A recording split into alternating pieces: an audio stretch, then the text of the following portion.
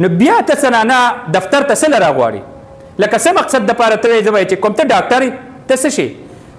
ډاکټر به علاج کوي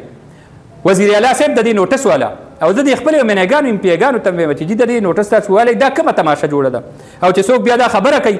زمونږ ملګری د صدای نوشهره ریپورټر عدنان رحمدل د زنانه یو بې سهاره زنانه د هغې فارم یوړو او هغه یې درته کېښود ستا زکات چیرمین هغه پې دستخط کړی دی ستا ویلیج کونسل چیرمین هغه پې دستخط کړی دی د هغې نه پس هم ته بیا وایې چې ما ته زنانه راوله زنانه ودروه یاره د پښتو وطن دی تاله چې درې کسانو دستخط وکړو خو ته پې دستخط کوه ته خو د خړې اوبه ړانده کبان څه ته وایي نو هغه دې ته وایي لکه ستا د زکات دفتر دی ټولې دفتر یې ستا که ججان دي هغه په نوښار کې دي په نوشهره کې دي ستا که د ډسټرکټ کونسل دفتر دی هغه په نوښار کې دی ډپټي کمشنر دی دلته ناست دی تحصیلدار دی دلته ناست دی د هسپتال روډ ته ورشه د پورې نوښار ته ورشه ټولې دفتر یې دلته راغونډي دي او دومره یو اتم عجوبه یې اتم هم نه ده زه به وایم سلم عجوبه ده دا په دنیا کې چې ستا د زکات کمیټۍ دفتر هلته ځان له کرایه پیدا کولو دپاره لا ځان ته نږدې کولو دپاره دا جي وړی شوی دی هغه اکوړي ته د سترګو هسپتال مخې ته یې دغلته چې ته ځای اخیستی دی هغې کې دفتر اچولی دی نو دفتر دلته و په دې نوښار کې و چې په بو ته هم نږدې و اکبرپوري ته هم نږدې و او دې طرف نه جهانګیري ته و خیرآباد ته هم نږدې و نو دا ټول علاقه مرکزي حیثیت کې لکه مونږ که وګورو ګاډو حوالې سره فاصلې حوالې سره خلکو ته د تګ راتګ حوالې سره نو چونکې دلته کې هسپتالونو ته خلک راځي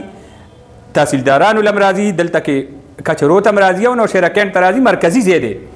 نو دلته کې د خلکو راتګ اسان دی خو دا کوړي ته تګ دا توک نه جوړیږي زه وزیر اعلی خیبر پښتونخوا هغې ته درخواست کوم چې د دې د نوټس واخیستی شي او د خپل زمونږ ایمنیګان ام پی ایګان دا څه کوي لکه دی نه پوره دفتر یوړو جي دی خبر نه دي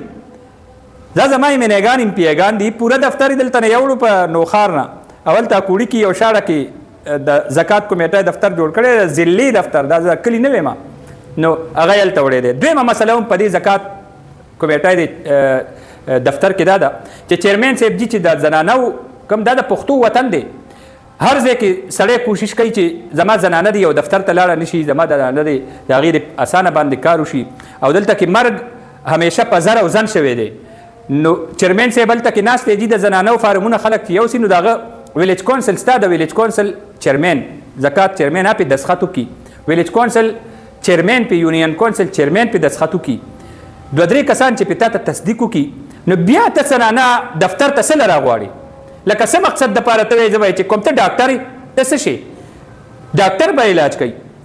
وزیر اعلی صاحب د دې نوټس والا او زه د خپلو منیګانو ام پی ایګانو ته وایم چې د دې نوټس تاسو والی دا کومه تماشه جوړه ده او چې څوک بیا دا خبره کوي زمونږ ملګری د صدای نوشهره ریپورټر عدنان رحمدل د زنانه یو بې سهاره زنانه د هغې فارم یوړو او هغه یې درته کېښود ستا زکات چیرمین هغه پې دستخط کړی دی ستا ویلیج کونسل چیرمین هغه پې دستخط کړی دی د هغې نه پس هم ته بیا وایې چې ما ته زنانه راوله زنانه ودروه یاره د پښتو وطن دی تاله چې درې کسانو دستخط وکړو خو ته پې دستخط کوه ته خو د دستخط ته ناست دي دغلته دستخط ته یې کېنولی